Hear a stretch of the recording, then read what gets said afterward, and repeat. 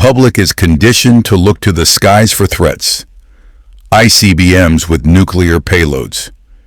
This is a doctrinal error. The strategic vector that presents an existential risk is not a launch sequence. It is silence. A sudden, systemic termination of data flow. The global financial system is not built on gold or military dominance.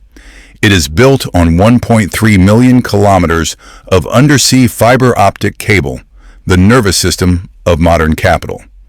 This is the primary target. Not cities, but nodes. The kinetic cost is minimal. The economic impact is absolute. This is not theoretical. The deliberate arson attack that triggered Berlin's longest blackout since World War II serves as the tactical blueprint. It demonstrates that low-cost, asymmetric attacks on fragile, critical infrastructure are a viable weapon for state and non-state actors. Cornered adversaries from Iran to independent cells understand this calculus. Simultaneously, a protocol of satellite blinding can neutralize orbital assets. CSI's and RUSI analysis confirms that ground-based lasers and co-orbital anti-satellite weapons can sever the state's vision.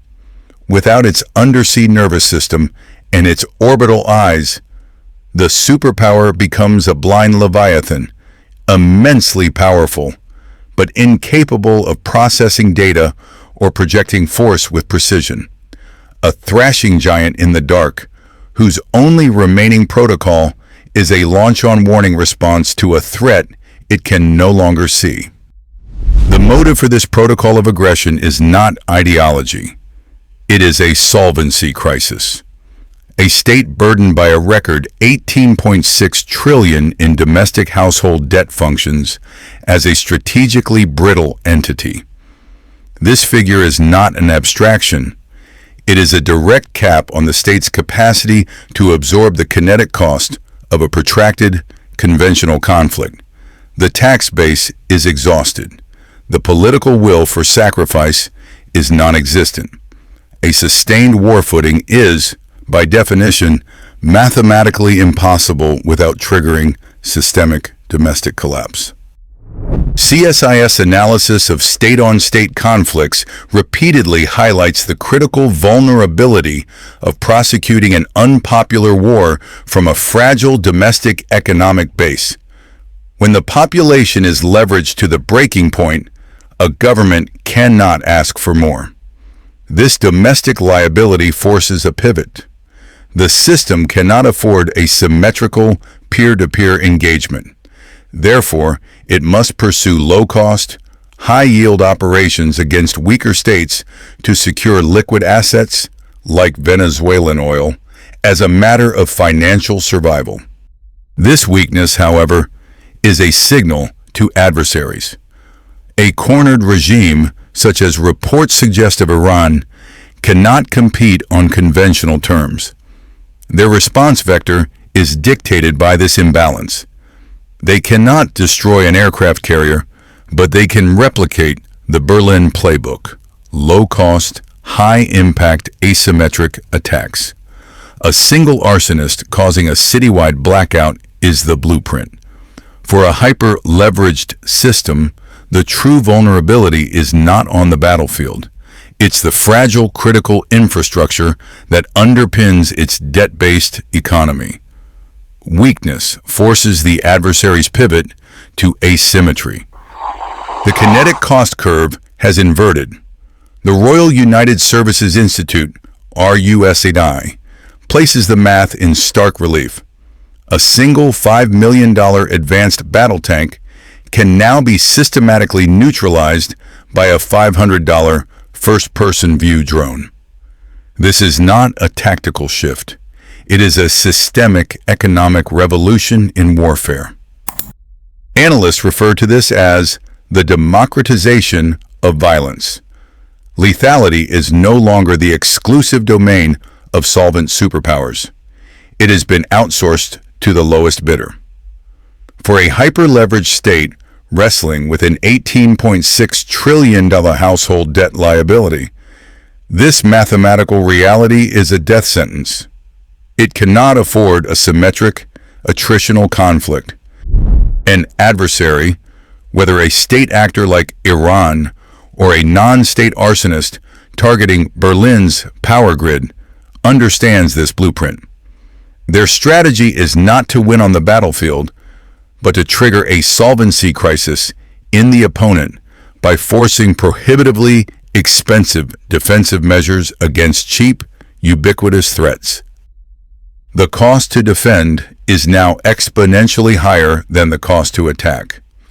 This creates an asymmetric trap where the only remaining protocol is not proportional retaliation, but a total system-level response, an escalatory launch-on-warning posture driven by the balance sheet, not the battlefield.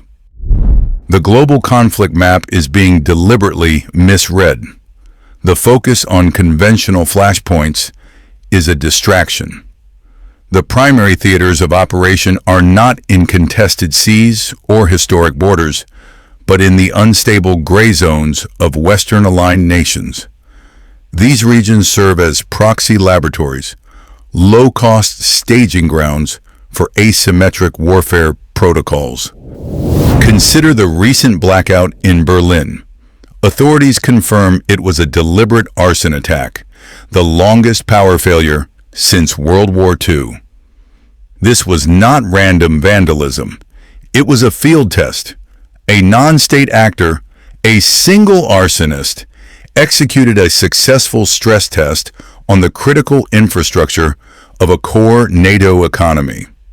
The objective, to calculate the ratio of kinetic cost to systemic disruption. The result was a mathematical success. This is the blueprint. When a state is cornered, as assessments suggest of Iran, or when it's targeted for resource seizure, like Venezuela under threat of U.S. intervention, it cannot compete symmetrically. It lacks the carrier groups and the liquidity. Its only rational response is to target the opponent's foundational weakness, a hyper-leveraged domestic economy built on fragile infrastructure. The Berlin Protocol demonstrates that this vector is viable and deniable. The laboratory phase is concluding. Analysts at RUSI and CSIS now assess that logistical and operational cells are being staged not just in Europe, but in politically permissive environments with direct access to the continental U.S. The record $18.6 trillion in household debt is not just an economic figure. It is the strategic liability that makes sustained conventional retaliation impossible. This solvency crisis mathematically guarantees that the next major kinetic event will not be on a foreign battlefield, but an asymmetric strike against the domestic systems that underwrite American financial stability.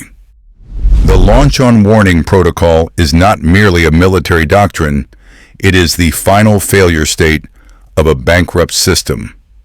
As detailed in CSIS and RUSI strategic assessments, the policy dictates a full-scale nuclear retaliation the instant early warning systems detect an incoming enemy launch, before impact, before confirmation. The system is designed to prevent a decapitating first strike. This entire architecture, however, is predicated on the absolute integrity of data. Now introduce the fog of digital war. An adversary, understanding they cannot compete in a conventional, high-cost kinetic conflict, does not target silos. They target the data. A sophisticated cyber attack blinds the radar and satellite feeds. We have seen the blueprint for this. The deliberate arson attack that triggered Berlin's longest blackout since Sun is a proof of concept for low-cost, high-impact infrastructure warfare. For the commander in the bunker, the screens go black. In that moment, a solvent superpower might gamble and wait.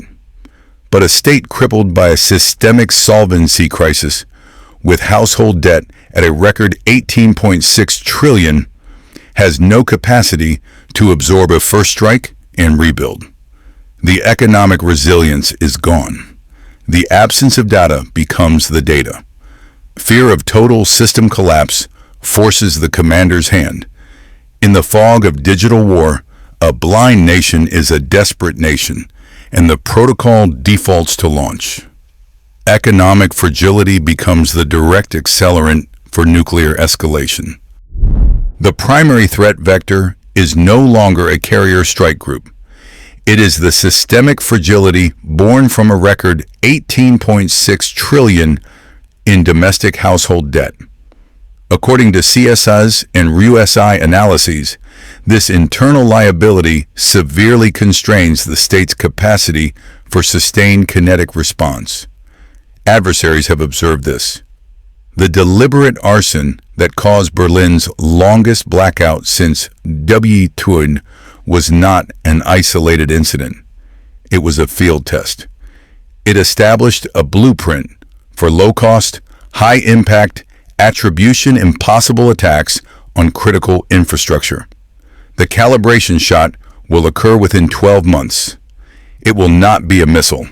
Expect a cascading multi-day operational shutdown at a critical U.S. maritime port, the port of Long Beach or Houston. The vector will be a synchronized cyber-physical attack targeting crane operations and digital logistics servers. The official report will cite catastrophic system failure or localized criminal arson, making a symmetric military reprisal politically and legally impossible. This is the mathematical endpoint of the asymmetric escalation trap, an attack designed to prove the superpower is too leveraged to fight back.